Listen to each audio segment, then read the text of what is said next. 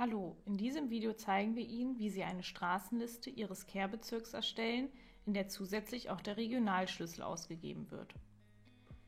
Die Straßenliste finden Sie unter Listen, Straßenlisten, Datenabgabe zur Innung. Anschließend kann per Checkbox zusätzlich der Regionalschlüssel mit ausgegeben werden, indem Sie ein Häkchen setzen bei Mit Regionalschlüssel. Über den Button unten rechts ISI-Datenträger erstellen kann die Straßenliste nun erstellt werden. Nachdem die Liste durchgelaufen ist, werden Sie automatisch gefragt, wo die Liste abgespeichert werden soll. Standardmäßig geben wir das temporäre Verzeichnis des Programms vor: C Programm Data HSETU Camin Futura Temp. Über den Button der Lupe können Sie jederzeit ein anderes Zielverzeichnis, wie zum Beispiel den Desktop, auswählen.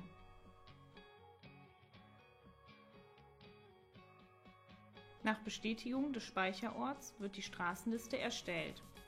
Dies kann je nach Anzahl der Liegenschaften etwas Zeit in Anspruch nehmen. Anschließend öffnet sich das Verzeichnis, in dem die Datei abgelegt wurde. In der Datei Bezirk sind Ihre Straßen inklusive Regionalschlüssel enthalten. In der Datei BSM sind Ihre persönlichen Firmendaten enthalten.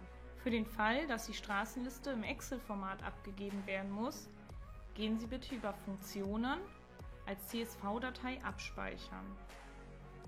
Hier werden Sie ebenfalls wieder nach dem Speicherort gefragt.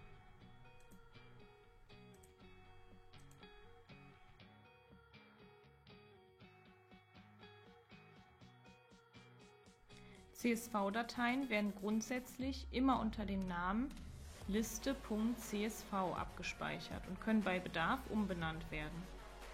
Die Straßenliste kann nun im beliebigen Format abgegeben werden. Abonnieren Sie unseren Channel und verpassen Sie keine News mehr.